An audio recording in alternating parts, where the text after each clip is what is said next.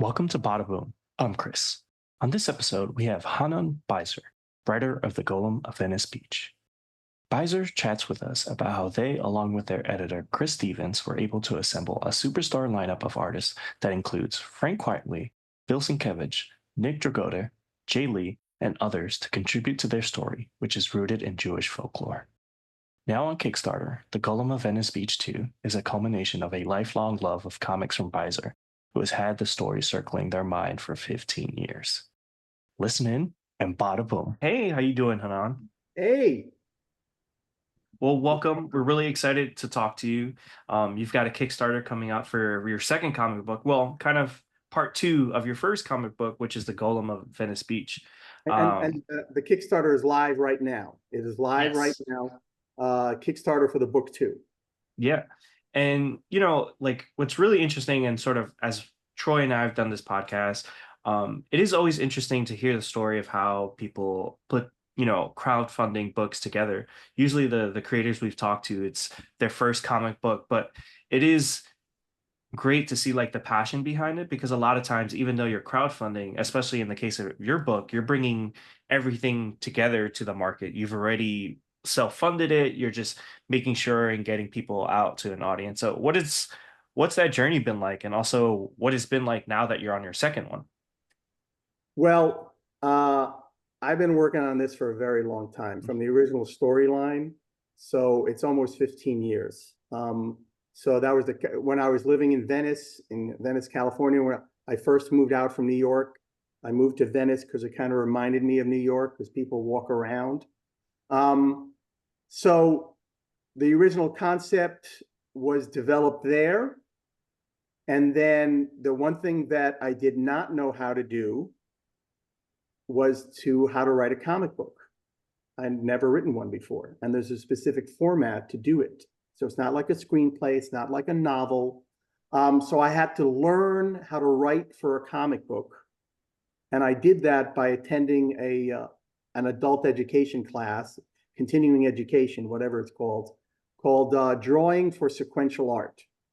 So there's a specific format, how you write on the page, how you break out the panels, how you write for the dialogue. So it took a while to write the book. And then the journey really began. And I had some ideas about artists, but nothing specific. But the journey really began in terms of like making the book was when I found my editor. And my editor is Chris Stevens, has a lot more experience than I do. So it was kind of like my guru in terms of, this is what you need to do. This is how we're going to find artists. Let's talk about what you want here.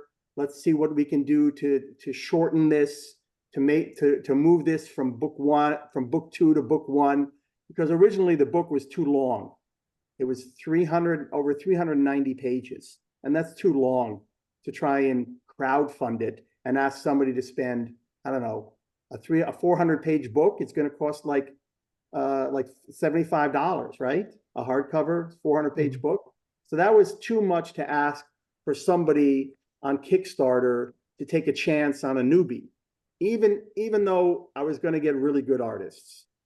So we broke it up into 2 books. A friend of mine from that writing class gave me the initial idea to split it up.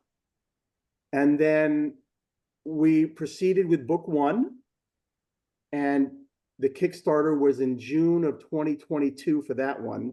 And I believe we actually started delivering books, or at least I got my copies of the book in November 2022. And then it started going out to the Kickstarter people.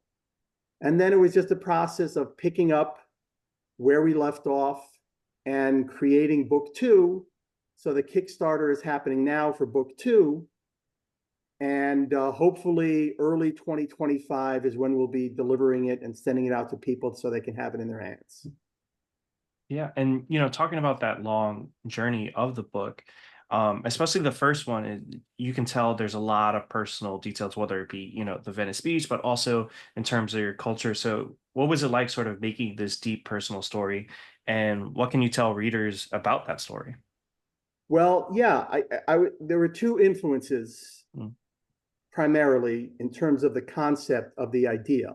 Obviously, I've been influenced by comic books for a long time. I'm a big collector. If you can see back over there, I got a whole bookcase of some nice graphic novels, some hardbound stuff. Plus, that doesn't even include my personal comic book collection. So I've been a collector for years. I've been a fan for years. Certain artists were always my favorites. So that's on the comic book side in general. But in terms of the specific story, my influences were, number one, living in Venice Beach and just being inundated by all the sights and sounds, and people walk around in Venice, where most of Los Angeles, everybody travels by car. You get out of your car, you go to the store, you go back into your car. People actually walk around in Venice, even during the week. So Venice is inundated by tourists, Friday, Saturday, Sundays, let's say, especially Saturdays and Sundays. But during the week, it's much less populated by tourists, especially when it's not the summer. And there's just a very unique vibe to it. I kind of call it, coming from New York, I kind of call it the East Village on steroids with a beach. So definitely influenced by where I was living. And then I always liked this, obviously being a comic book fan, I'm a big fan of mythology and legends and myths. So I had this idea of a creature out of legend, out of myth, living in and around Venice Beach and passing as a normal, quotation marks, normal person. So that's kind of like where it grew. And I eventually settled on, not settled, but I had the moment where I thought, oh yeah, why don't we make it a golem? Why don't I make it a golem? Because a golem is something from Jewish culture. There actually is a story called the Golem of Prague. It's been around for hundreds of years. Some people say that Mary Shelley, in writing Frankenstein, was influenced by her hearing the story of the Golem of Prague, which is in the Czech Republic. And I wanted my golem, as I said, to pass for human. So instead of being this creature of rocks or mud or stone, my golem is just a very, very large man who never changes. He's not really a man. He's made out of stone or mud or clay, but he appears human. So those were the two influences in terms of the story, Venice Beach and the story of the golem. Yeah, and it's interesting you bring up that Mary Shelley element, like especially with the design. I could see sort of like the Frankenstein influence, especially on that more modern side of it. But what's really cool about the story is that not only do you have that modern side, but because you have a lot of great artists, there's different periods in it, and different artists get to sort of highlight that, which I really loved about the book. I think particularly like the Jae Lee segment is like, I just started reading like the first volume of Hellboy, and it sort of like reminded me of that historical and sort of like that sort of like feel in the mythology. So what was it like bringing everyone together in that regard? Well, since you mentioned Hellboy, I must say that I am very much influenced by Hellboy and Mike Mignola. And he actually had a golem. This is Roger the Golem from the Hellboy comics. So he had one. Now, in terms of modern artists, quotation marks, Yeah. modern artists, very influenced by Mike Mignola, by Frank Miller, by Paul Chadwick. Do you know Paul Chadwick, Concrete? No. Oh, I got props. Hold on. Where's my prop? Anyways, he had a series of books called Concrete about a human being that suddenly transferred brains with an alien, and the alien just was this big block of what looked like concrete but could move around. I thought I had it here. Anyway, so again, that was a creature that looked like it was made out of stone. So I was influenced by that idea. I actually have something in book one, which is an homage to one of the great scenes that Paul Chadwick had in his book, which was the character of Concrete walking across the Atlantic Ocean, the bottom of the ocean, because he's just made out of stone. He doesn't need to breathe. he doesn't, he's too heavy to fly in a plane. So he just walked along the bottom of the Atlantic Ocean to go from the US to Europe. So I have a little homage to that. I hope if Paul Chadwick fans will appreciate that if they spot it. So where were we? No, I was asking about like in particular, like Oh, having those different the artists different artists. and yeah. So I always wanted at least 3 different artists. I had the origin story of the golem in 1580 in Prague, of when the golem was first created.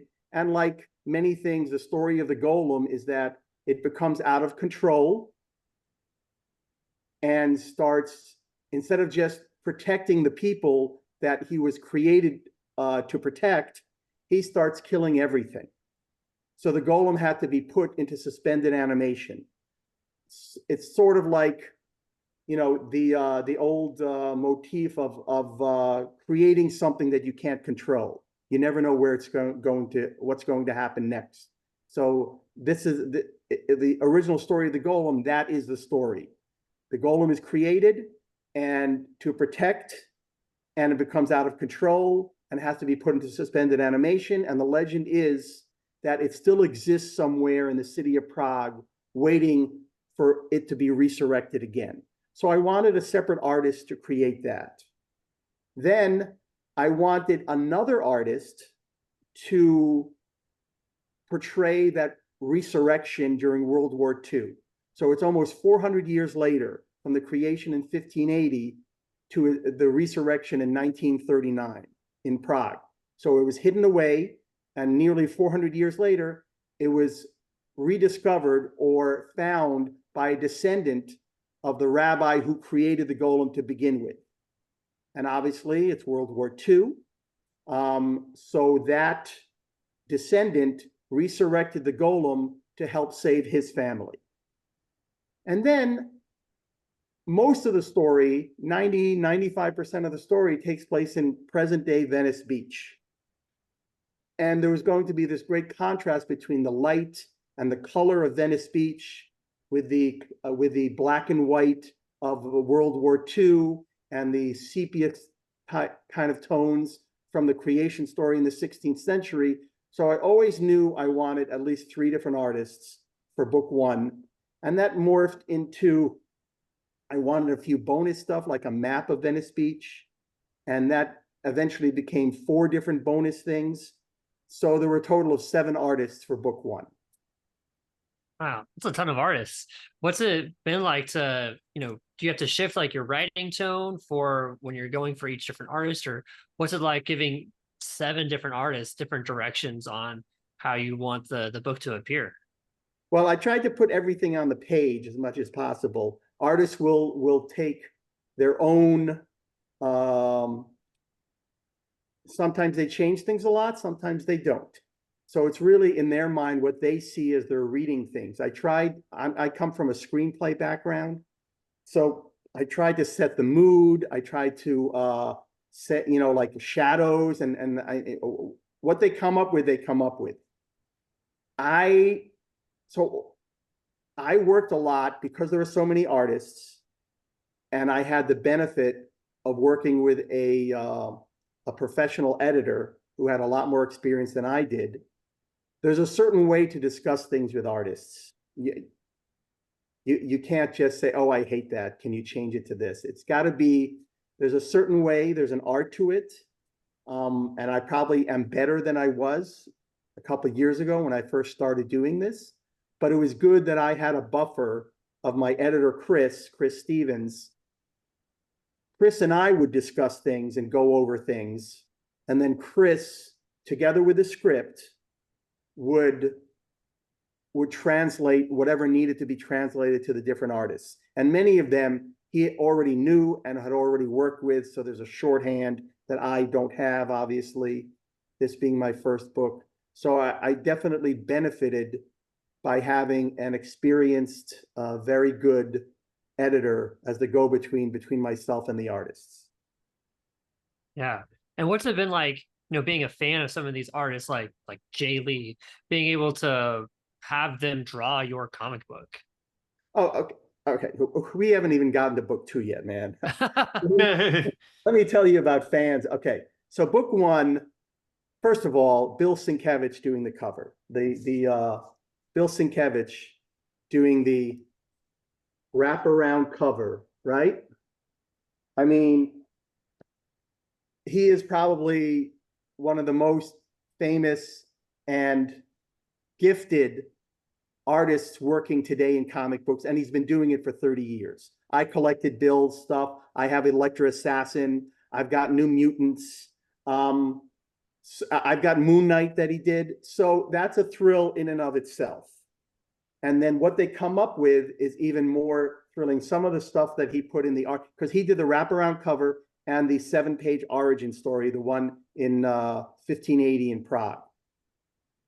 So that was fantastic. Seeing what Jae Lee came up with is fantastic for his World War II stuff. There's a poetry. There's a beauty to what Jae Lee can do, even in the most horrific images that he's drawing.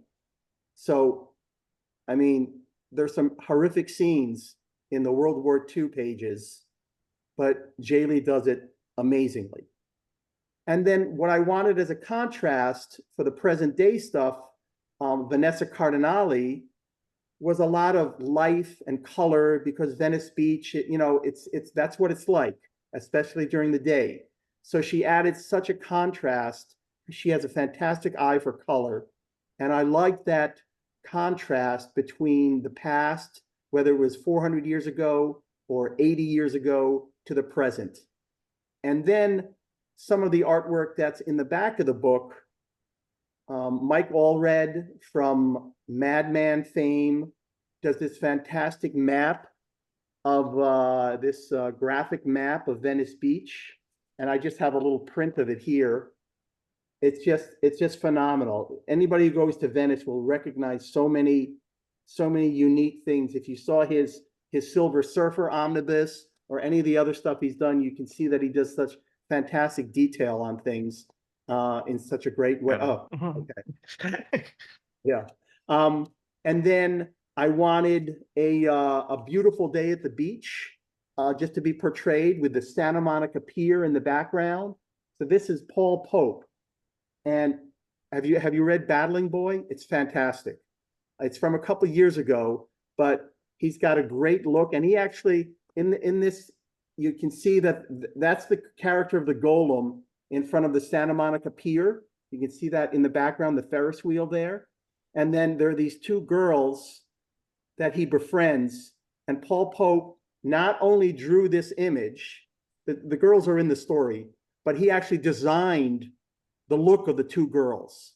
He's got a great look for like modern, current looks on kids, on young adults. So he's got a great eye for that. And he just nailed it. He just nailed it. And so he did that. I have a little horror element. This is by the great, this came from his page, Stephen R. Bissett of Swamp Thing fame. And he does this great horror dream sequence for the back of the book. I call it a phantasmagoria. And if you're familiar with Swamp Thing that Bissett did back in the day, it's just phenomenal stuff. And then as a more current person, not current, but a little younger person, besides Vanessa, who's also in that category, I had my idea was to have a kind of like a fun. If you've ever been to Venice Beach, there's this great boardwalk, even though it's asphalt, but there's a lot of life and people who walk around there. And if you're from the East Coast, it's sort of like Coney Island, but bigger. So the artist Nick Pitara, this is just part of his page. He does like an extended sequence over 2 pages. But this is another interpretation of the Golem and all the characters you might see as you're walking around the Venice Beach boardwalk. So those are the 7 artists on book 1. And you ain't heard nothing yet, because book 2 has 10 artists. 10 artists on book 2. Which is insane. And also the cover for book 2 is from Frank Quietly, which is insane. This is a mock-up. I printed this on a bad, we don't have book 2 yet, but Yeah. this is a mock-up of what book 2 looks like. There won't be these white lines here. This is just Oh, because, hopefully not. no. The printer that I printed it on was like Yeah. freaking Xerox printer. You know what I mean? Yeah. So it's not the right thing. It's also a wraparound cover. You can't really see the back, but there's going to be some blurbs here.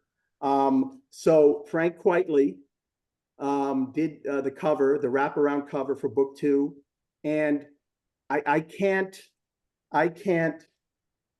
speak more highly about an artist than Frank Quitely. I really, it's unbelievable.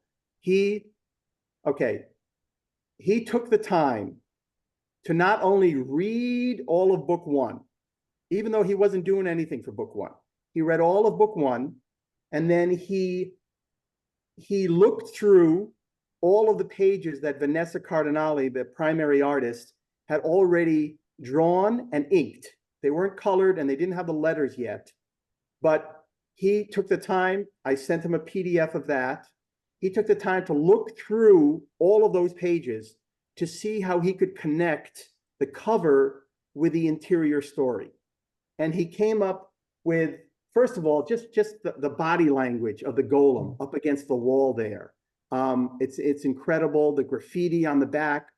And you may not, you can't really see it. You can't really see it because, again, this is a crappy Xerox copy of the PDF, right? But there is right over here, and if you're familiar with Southern California, you'll know what I'm talking about. That is a Ralph's bag blowing in the wind over the boardwalk. Now, there is a Ralph's bag, plastic bag, supermarket. Ralph's is a big supermarket here. There is a Ralph's bag in the book.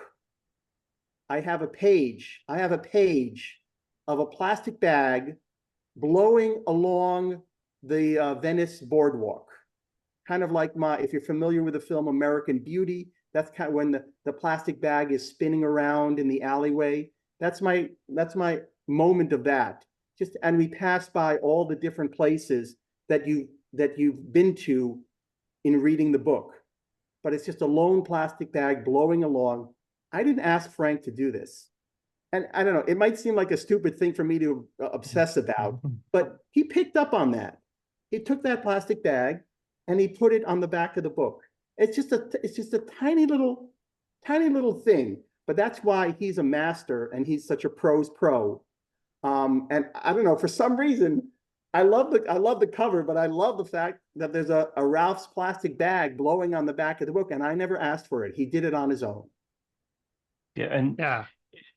in terms of like wrangling all these different artists, like I'd imagine Chris had a lot to do with connecting you with these artists, but it's pretty insane when you think about it to be on it's your first full story, your second Kickstarter, but to get artists like this to contribute. You also got Nick Dragotta on book 2, which is, insane. He's the artist of the moment. He's got absolute He's Batman blowing up. coming out.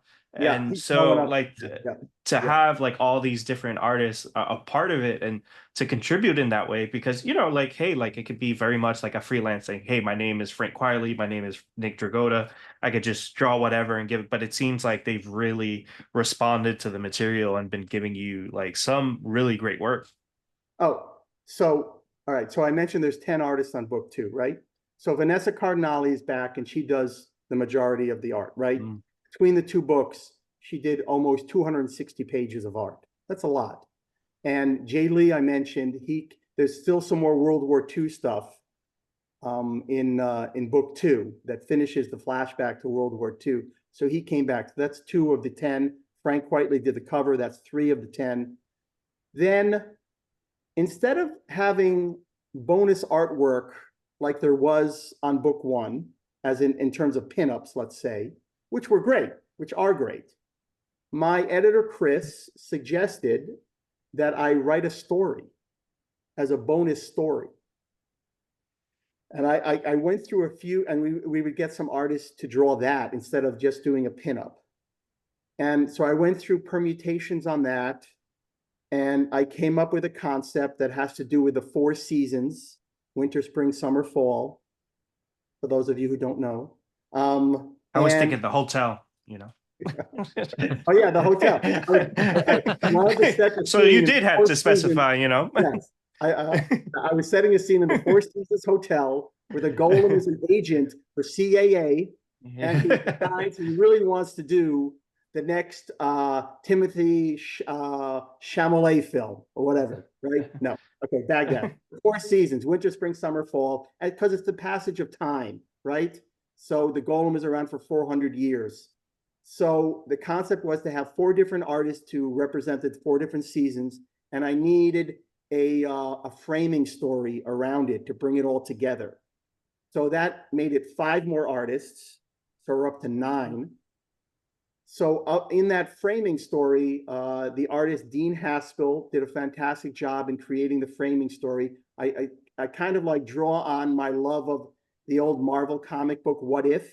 You guys remember that comic book? Yeah. And then a little bit of Lewis Carroll, Through the Looking Glass. So Dean created 5 pages of a bookend, the beginning and the end. And in between, we have interpretations of the different seasons with the golem across the centuries. Because I mentioned in book 1 that he was created in the 16th century, was put in suspended animation, and then resurrected during World War II. So there's almost a 360, almost 400-year gap that the golem was not existing in the world. So my idea was, what if he had never been put into suspended animation? What if he'd been walking around the world for all that time? And he's basically immortal. He can be hurt, he can be damaged, but if nothing happens to him, he doesn't age. He doesn't eat, he doesn't drink, he doesn't sleep, he doesn't age. So what would the golem look like through the centuries? So that was the concept. Not only was it winter, spring, summer, fall, it was like the 1850s, the 1880s, the 1920s, the 1970s, that kind of thing across the world. So it moves east from Prague in the Czech Republic, it moves to Russia, to Japan, to Texas, to New York. So you mentioned Nick Dragotta. I got something here. Where is it? All right. So Nick Dragotta tackles fall. He tackles autumn. And this is a phenomenal page. Again, this is a crappy printout, but it's the golem working at CBGB's as a bouncer and back there is the Beastie Boys performing in whatever year it was. I don't have it in front of me. So that's where the golem ends up after walking around the earth.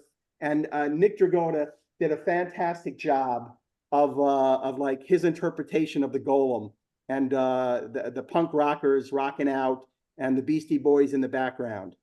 And then before that, here's a phenomenal artist, Juan Jose Rip. Zombiotes and Wolverine he's done recently. Look at that. This is like, and this is a crappy image. Again, it's a Xerox, whatever it is. It's going to look phenomenal. The details of like he's working as a wrangler in old El Paso territory, and no human being could tackle a long, whatever these guys are called, a longhorn steer like this, right? But to the golem, it's nothing. So that's that one interpretation there. And then, so that's summer in Texas. Then we have, and that you mentioned this before, some of my idols, okay? Stan Sakai. All right. The golem in Japan. And Stan wanted to do, is just doing a pinup. He wanted to tell a little story. So he tells a little story, and I've been collecting Usagi Yojimbo since forever. So you mentioned like working with my idols. I've been collecting Stan. I mean, he is definitely up there. And look, there's even a little dedication. This is a real place in Japan, in Kyoto, Japan. It's a shrine to a rabbit, and it's a white rabbit. And the golem is kind of like a caretaker, taking care of all the rabbits there. So that's my little homage to Usagi Yojimbo. And then winter, when you think of winter and you're traveling through Europe, the one place you don't want to be is in Russia, right? So there's the golem working in Russia, splitting trees, right? And then in the back, it's the St. Petersburg Cathedral. So, and this is by Howard Chaykin. Howard Chaykin, he did a comic book back in the day called American Flag, and he kind of like reinterpreted how comic books, how comic book characters would be in stories. And I loved American Flag. He also drew the first couple issues of Star Wars, the original Star Wars Marvel comic book. So Howard Chaykin, Stan Sakai, they're both Hall of Fame artists. And again, huge fans. I'm a huge fan of them. And then I mentioned that, I mentioned Dean Haskell. So Dean does this framing story, and this is the golem walking around Venice Beach at night. And again, there's a lot of Lewis Carroll in there. So there's a looking glass right here, and something happens. I don't want to give it away. So again, so those are those 5 artists. So to have all of it, to have all the artists, all 10, but I mean, all the artists are great. I can't give them enough praise, but to have Stan Sakai and Howard Chaykin, Hall of Fame artists in this book, I can't even tell you how fantastic that is. And just because I don't want to, so we're up to 9 artists, right? I don't want to, I like finishing things. So there's one more artist, and I don't want to give it away too much because it's really cool. But his name is Das Pastores. He's a Spanish painter, but he's done a lot of comic book work. He did the cover of one of the Humanoids books, the Castaica. And then he's also done a lot of work recently on a great book called Axe Wielder John, which is by Nick Pitara, who did that boardwalk stuff for me on book 1.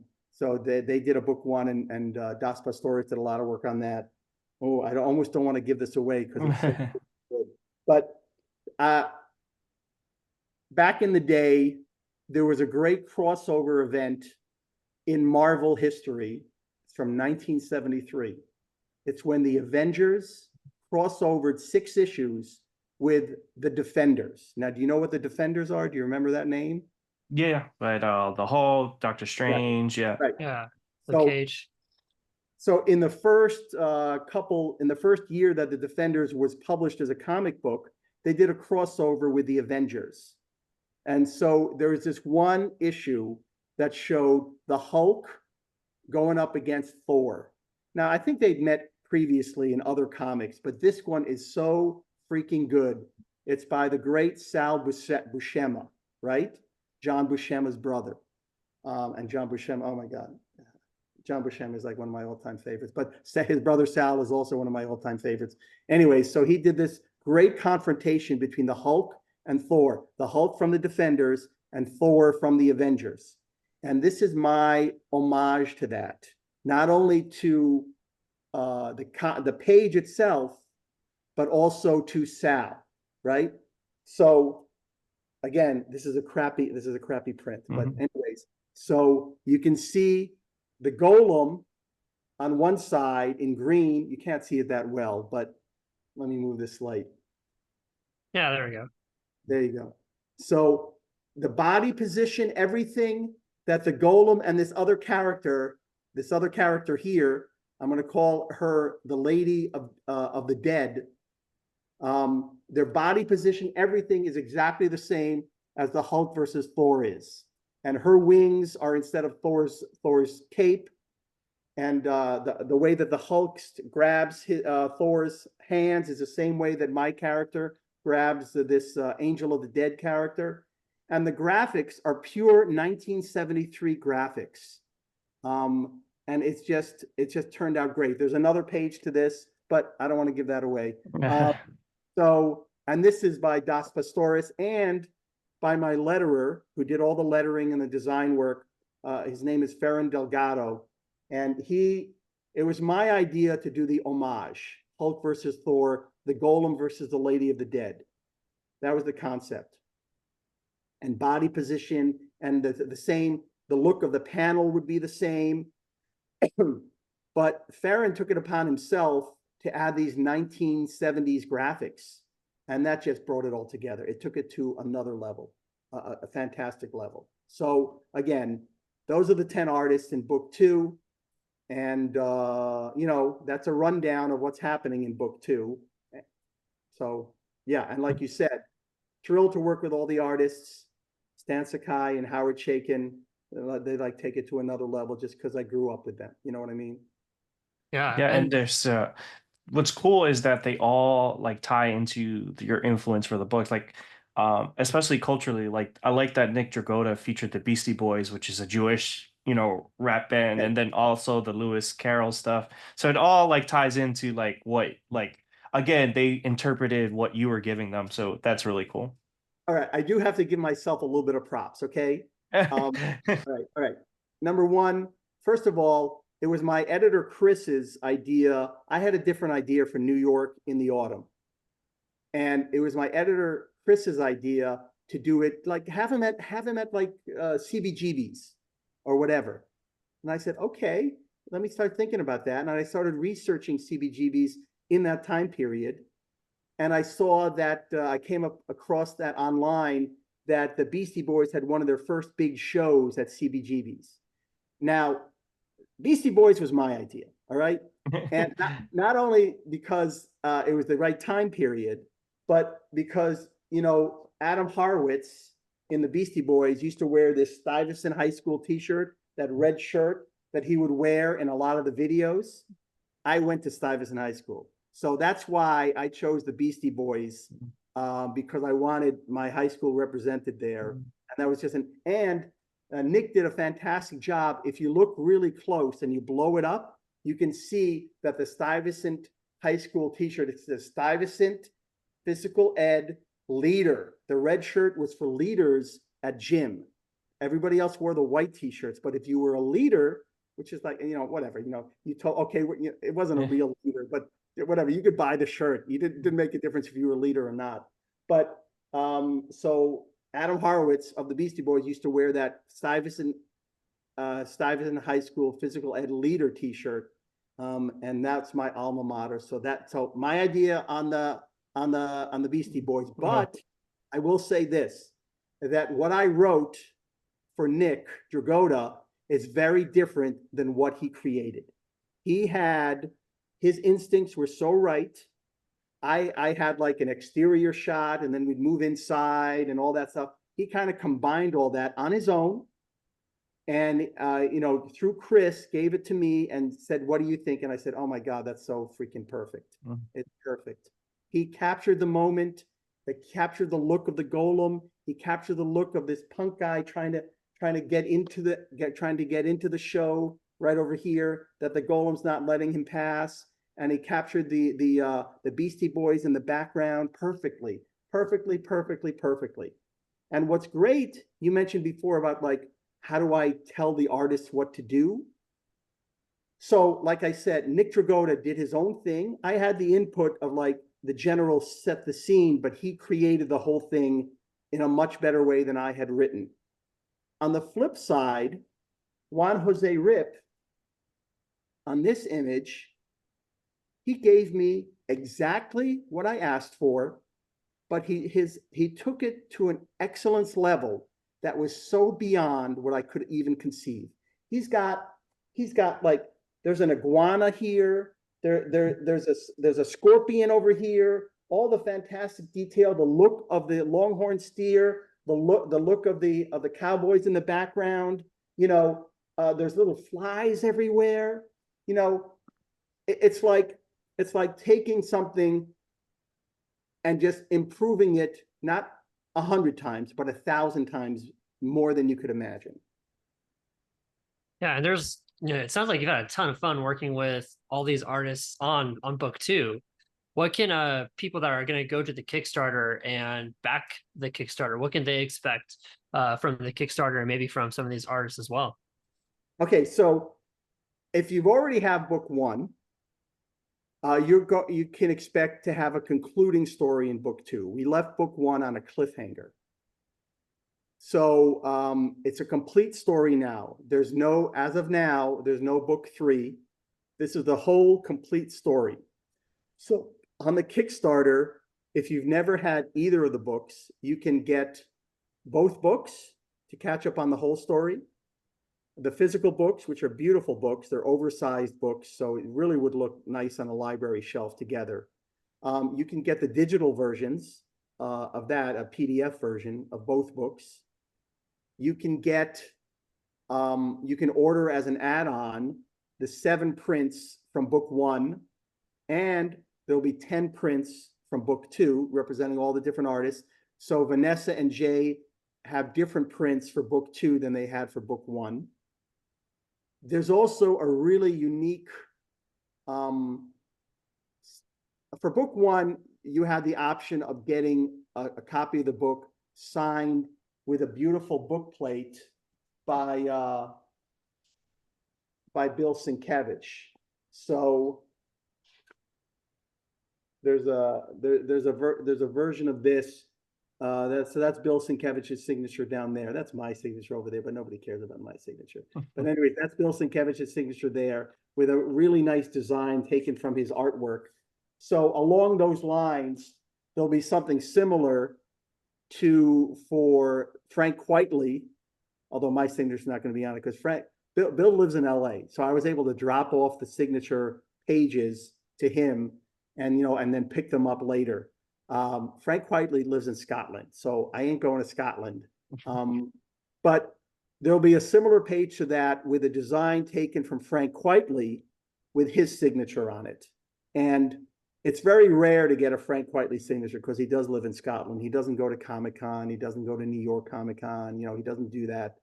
So that'll be something that'll be there. And together, the 2 books are the complete story of the Golem of Venice Beach. And I think and I hope that people will really enjoy it.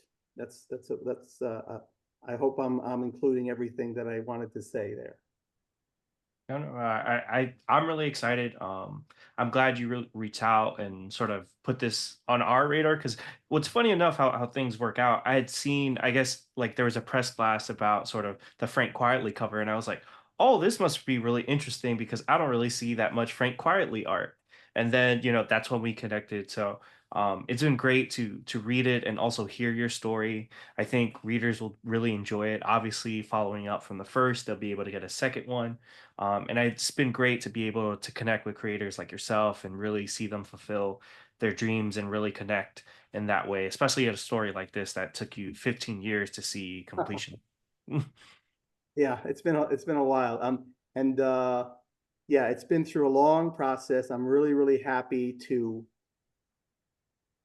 I hate to say goodbye to it, so I'm not really saying goodbye to it, but it's nice to see it being a complete format so that people could enjoy the whole story and just have a really good, hopefully a satisfying beginning, middle, and end, because that's the ideal for any storyteller to do is there's a beginning, there's a middle, and there's an end. And I think people will be satisfied with all 3 of those aspects if you read the entire 2-book series. And I think the additional art is just another way to enjoy the characters that you've been seeing in the 2 books, because although the Golem is the main character, there's some very interesting other characters as well. Yeah, and where can people find you, and also how can people support the Golem of Venice Beach?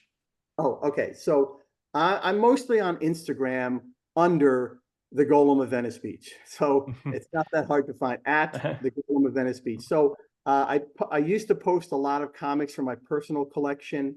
I would walk around Venice Beach and like show the comic in front of all the different murals that are at Venice to show off my comic books and stuff like that, and to start getting people to click on to follow me, whatever. And then I've been posting some of the artwork from both books. I posted artwork from the first book. I'm posting artwork from the second book. And that's where I'll always be, I'll update people on if I'm going to a comic book convention or whatever. And that also has the link to the Kickstarter site where you can back the book. As I said, you can get both books in hardcover. You can get both books signed, the first one by Bill Sienkiewicz, the second one by Frank Quitely. You can also order the prints. You can also get the digital versions of the books at a less expensive price. And so if you go right to Kickstarter, you just do a search for the Golem of Venice Beach. The first one that might come up might be for the first campaign, but look for the Frank Quitely cover, and it says the Golem of Venice Beach, books 1 and 2, because we're offering both books. But look for the Frank Quitely cover, and that'll be the one for the current campaign. Look for the big guy, the big Frank Quitely character for that. So that's on Kickstarter, and as I said, my Instagram is at the Golem of Venice Beach. Yeah. Well, thank you, Hanan, for coming on. And with that, bada boom. Oh. Bada boom. Oh, I didn't. Okay. Bada boom. All right. Thank you for listening to the Badaboom podcast. Keep the conversation going with Chris and I on Instagram, TikTok, and Twitter. You can find us on all these places at Badaboom Podcast. Get into the comments on our YouTube channel. Let us know what you like about the show or what you'd like to hear from us in the future. Until next time, please subscribe to us on Apple Podcasts, Spotify, or wherever you listen. Thanks for listening.